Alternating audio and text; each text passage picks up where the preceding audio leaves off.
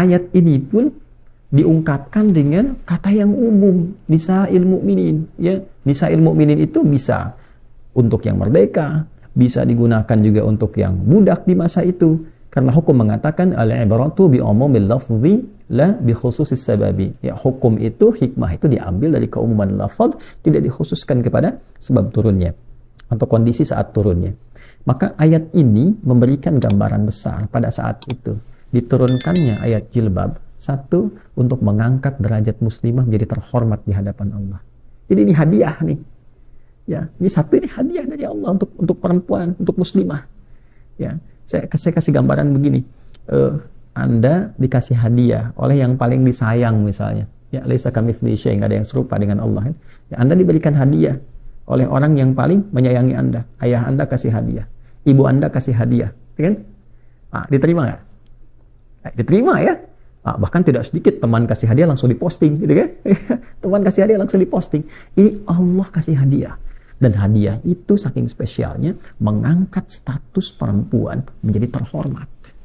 Ya, disamakan yang muda dengan yang merdeka saat itu, sama-sama pakai jilbab, terhormat. Kan? Setelah itu hilang sifat perbudakan, dilekatkan itu bagi setiap muslimah. Ketika mengenakan itu, itulah hadiah yang Allah berikan pada setiap saudariku muslimah dimanapun berada, yang mengangkat statusnya terhormat di hadapan Allah. Jadi kalau Allah sudah angkat, jangan turunkan.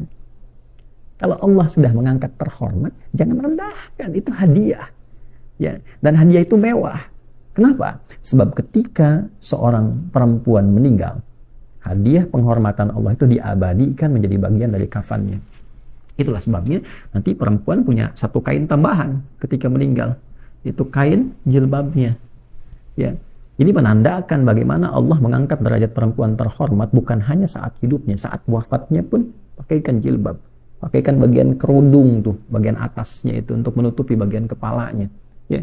Nah, ini sesuatu yang sangat luar biasa dan tidak diberikan pada laki-laki.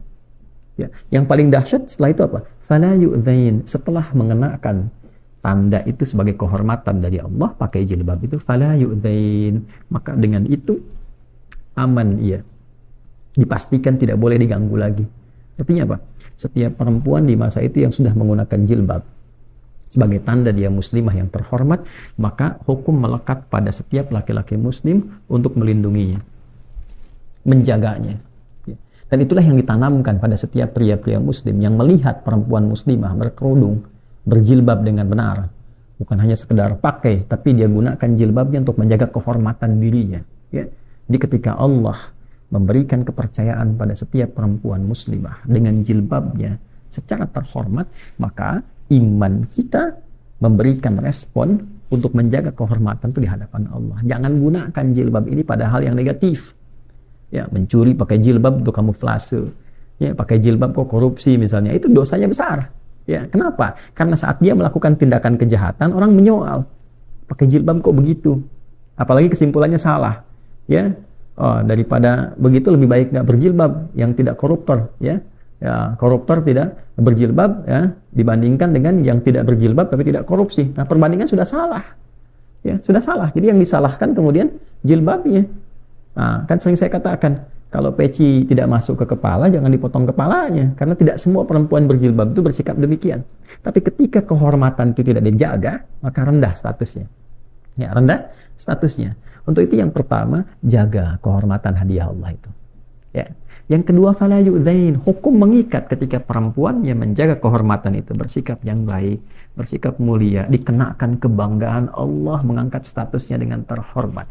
Lalu dia gunakan sifat-sifat kebaikan untuk menjaga kehormatan itu. Bicaranya yang santun, dia jaga kehormatan dirinya, afifat, menjaga dirinya dalam kondisi terhormat, ya, menjaga langkah, tuturnya, perilakunya supaya Allah ridha. Fala yu'dzain. Maka ketika kehormatan itu dijaga, Allah kirimkan para penjaga di sekitarnya. Ya, ditanamkan sifat kehormatan pada setiap laki-laki, lindungi, jaga dia. Ya. Itulah sebabnya sering kita dengar kisah perempuan-perempuan yang menjaga kehormatan itu terjaga. Di jalan dia terjaga, terlindungi. Betapa banyak kita dengar kisah. Ada seorang yang jalan, lewat di tempat yang cukup sepi, preman-preman ada di situ. Ketika ia kenakan dengan baik, ya, dia tidak diganggu. Ternyata terlihat setelah itu ya ada kesaksian bahwa ada yang menjaganya dan sebagainya. Itu mungkin hal-hal spesifik yang khusus berlaku pada kalangan-kalangan tertentu saking tingginya yang menjaga kehormatan sisi Allah Subhanahu wa taala. Jadi sekali lagi bagi perempuan-perempuan yang telah berjilbab, jaga jilbabnya, karena itu kehormatan hadiah yang Allah berikan dan konsekuensi penjagaan dari setiap pria-pria muslim yang ada sekitarannya. Dan bagi yang belum berjilbab, ambil hadiah itu mumpung masih berada di alam kehidupan, jangan sampai dipakaikan saat wafat. Begitu wafat dipakaikan, dan saat hidup tidak menggunakan. Nanti jangan sampai pulang kepada Allah dengan rasa malu. Pertanyaan pertamanya, kenapa aku berikan kau hadiah ya tapi engkau tidak ambil? Mau jawab apa?